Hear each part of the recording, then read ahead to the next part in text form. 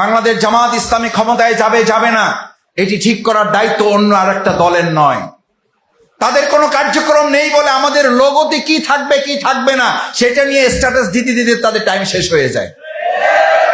আমি মার্কিন এক প্রেসিডেন্টের গল্প ছাত্র জীবন থেকে বলতাম। ওনার বিরুদ্ধে ওনার এক প্রতিপক্ষ দলের কর্মীরা বক্তব্য রাখছেন।